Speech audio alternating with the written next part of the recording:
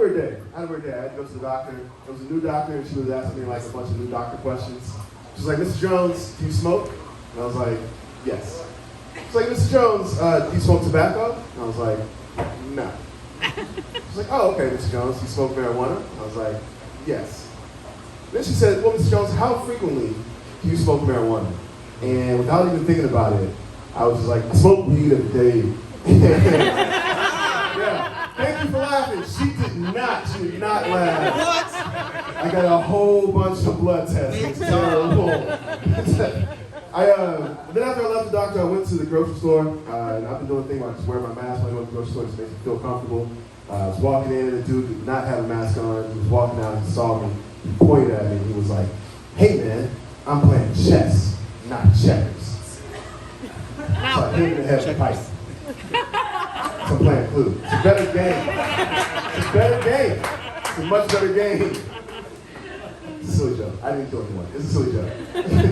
Actually, I told a joke, and it's like one of my favorite ones. I tell it all the time. I told it actually on Zoom. Like, this dude grabbed me after the Zoom mic. He was like, hey man, I love that Clue joke. I was like, thank you. And he was like, it was weird though, because I didn't expect you to tell it. I was like, okay, why not? And he was like, I didn't think black people played Clue. Oh. Yeah. Oh. Yeah. Thank you for the one person who felt so. Yeah. Thank you. Terrible. Here's what's wild about that. I was like, hold on a minute, man. There's a game where someone gets shot or killed. We don't call the cops. We just get some cards and some dice and lock the doors and figure this shit out. You don't think black people ever played this game?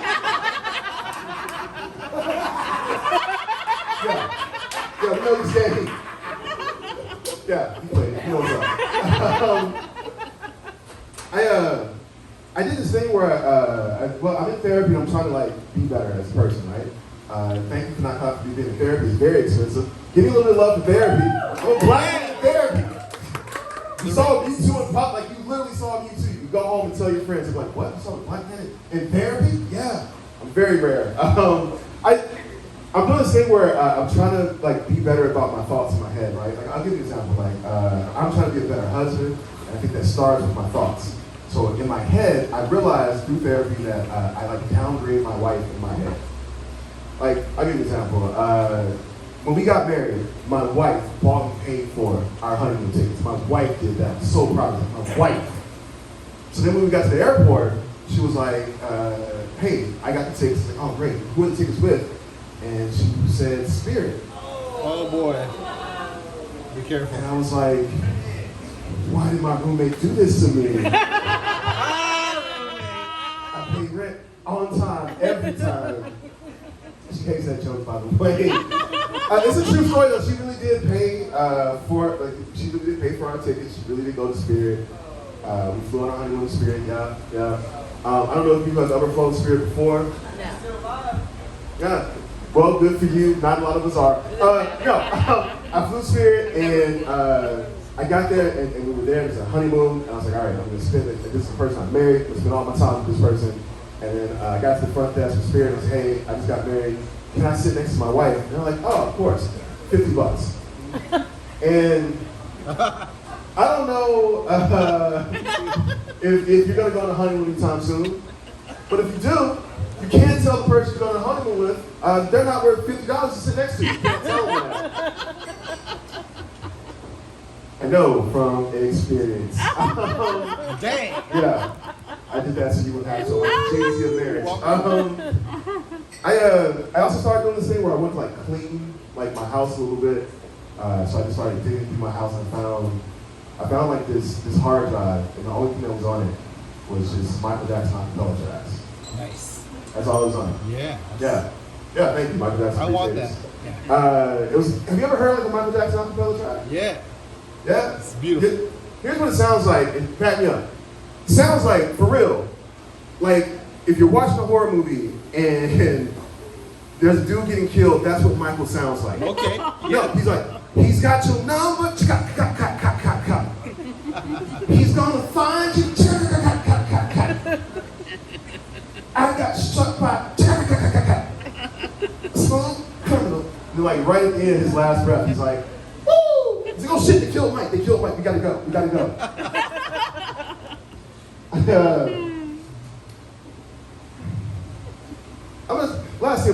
then we're gonna move on. I did this thing where I was like trying to find like things that she appreciated and do them for. Like I wanted to make her happy, right? Again, trying to be a better person. And so my wife really loves these maple bacon bars that come from a donut shop up the street from where I live. The problem is they're really popular and sell out very quickly. She sleeps in, she doesn't get donuts. So what I did is I thought I would go and get donuts super early and bring them and like surprise them, right? So I woke up at 4:40 in the morning. It was the early ass time for donuts. I got to the donut shop before the donut shop owner. When he showed up, he thought I was like trying to rob him. Oh, I was like, that's racist. Now give me everything in the register. The 2 maple bacon bars. No, because if you assume you make an ass out of you and a robber out of me, that's how it works. Yep. I got the 2 maple bacon bars and went back home. I waited for my wife to wake up. Ate them both in front of me. You fucking wanted to wake up. Yeah. Good job. Normally this is where all the women in the room leave, but there's none here. So dope, all men, just do this to your women. Do it. No. Here's what happened when I did it. The next day, woke up. She went to the store super early. She got 2 maple bacon bars. She waited for me to wake up, and then she ate them in front of me. She's like, ah. She's like, how does it feel, huh? How does it feel? I was like, it feels amazing. So I taught you how to fish. Yeah, that was fun. That was just fun. Let's do a quick story. I used to be an ESL teacher. I was an ESL teacher for 3 years in South Korea. Yeah. Cool, don't clap for that. All right, so I was an ESL teacher for 3 years in South Korea. No, it's too late. Don't believe you. I loved everything about being a teacher. It was like my favorite thing I've ever done in my life. Like I even like getting dressed to be a teacher, right? Like I would wear like a tie, so you know I had like authority, but I wear like jeans and I was like cool about it. Like every time I talk to the kids, I like turn the chairs around back to them, hey, I get on their levels, I rap with them. They hated it, but I loved it, it was everything. And my favorite class was this thing called a speech battle. And just quickly get you up to speed. There's 3 teachers, they have 9 students, and they're all Korean. They're making little speeches in English against each other, battling one another on stage. And this was like a huge production, and the day of, they took us there for a walkthrough, and this 3,000 person arena. They had sold 2,600 tickets. They sold tickets to see 8-year-olds give a speech in a language that is not their own. You can see where this is headed, but it was a very big production. And then I'm on stage, and they had a giant Jumbotron screen. They started flashing stuff on the Jumbotron screen. And they showed like the teacher's name, and like flash Corey Brown, red team. And just a side note, if you're in California, and you need someone named Corey Brown, tell them that David Jones told him personally, go fuck yourself. He'll know what's up. He'll get it. He'll know. It's fine. He'll get it. And then flash the next person was Liam, purple team. And then flash my name, it was Javen, black team. And I was like, hold up. Why am I the black team? Joking, I'm clearly okay with being black. But I said it, and the Korean faculty member heard me say it and didn't know what to do because she had never had to deal with race before. So I don't know if you know, but in Korea, the majority of Koreans are Koreans. They don't have to do any of this. And she like ran up to me and she was like crying, she had tears in her eyes. Aww. And she was like, I'm so sorry, Jay. I didn't know you didn't want to be black. Oh, damn.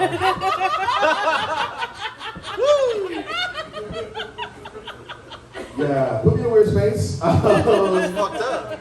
Never thought about the opportunity perhaps to be on another team. I said, hold up, you mean I could be white team? And then I really started thinking about it. Rabbit hole, yeah. I have moved into many neighborhoods. No one has ever built anything for me. I would love the experience. I dance all the time. I feel like I have to dance well. Yeah. I would love to be white team. I'm just saying there's a lot of benefits. I say black team though. I was like, now I'm representing. And just so you know, we went 8-1 this motherfucking black excellence. So yeah. No, I want applause for that. 8-1, black excellence. And what was wild is we were 8-0, and my last student, he was my ringer. I called him Q because he had a little ball head, like a little cue ball. And he was up there doing his speech, killing it. And I was sitting behind the judges, like, we're about to go 9-0, we're about to kill it, we're about to crush it. And I saw one of the judges lean over to another one, and he was like, we can't let the black team win it all. Damn. And in my head, I was like, fuck, I should pick the white team. I should pick the white team. No one says that about the white team. Never say it. He lost. He went 8-1. Yeah, he was sad. He was crying. Because all the kids were picking on him, making fun of him. I made fun of him a little bit. He fucked up my perfect record. We were 8-0. He looked up at me and like tears in his eyes and was like, didn't I do good? Wasn't I better than everybody else? And I looked at him and I was like, hey, you were 4, maybe even 5 times better than everybody else here today. Aww. Yeah, but with the black team, that shit doesn't matter, nigga. Come on! Cornrow said we play cool every weekend. It's fantastic. I like how much y'all enjoy that.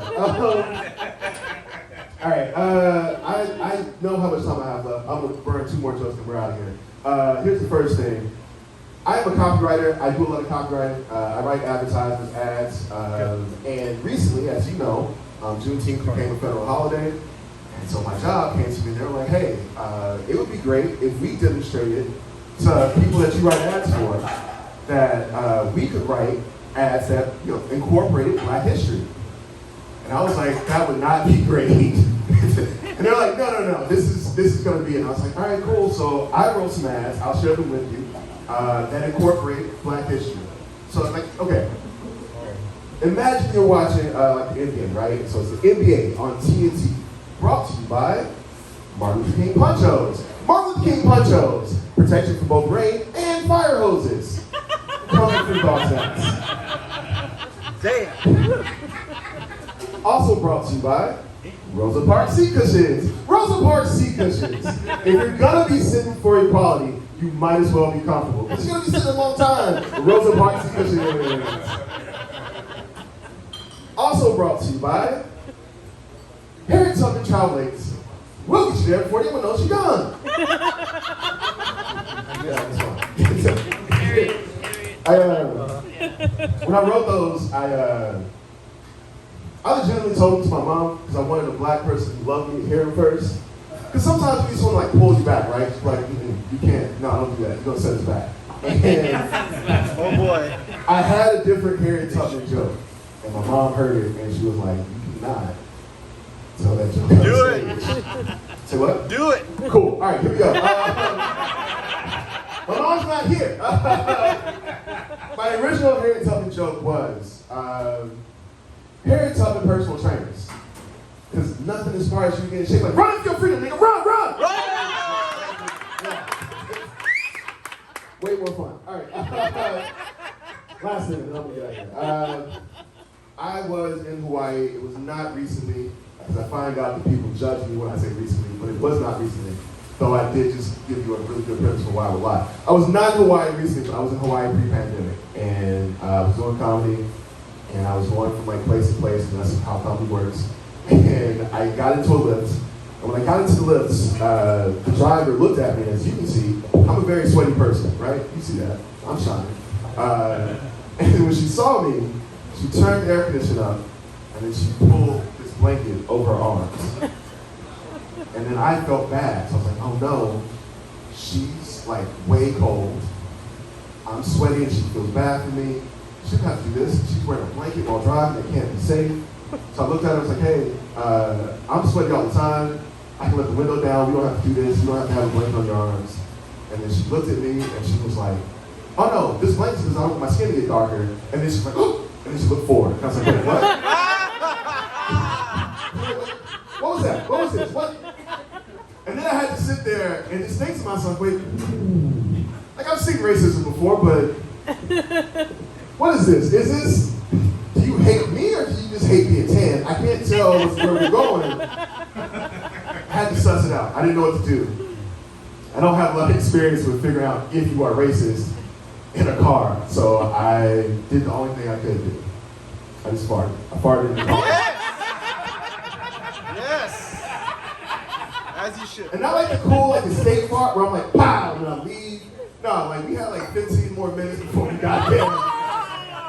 And we just sat in it together. We were just Basket. Nice. Yeah, basket. Correct. You were just basking in what I'm going to term one of the most oppressive farts I've ever unleashed. I did not enjoy it. It was mine. I was like, I should never have birthed this. It was bad. It was real bad. And at the end of the ride, she didn't say anything. I got out. And in my head, I was like, you can't be racist after enduring that with me. Right? She's still crazy. I told myself that because I gave her 5 stars. It was bad. And I can't give the racist 5 stars. So she wasn't racist, right? She wasn't racist. I give her racist 5 stars. I guess that's how I should start the story. My name is Jaden Jones. Y'all have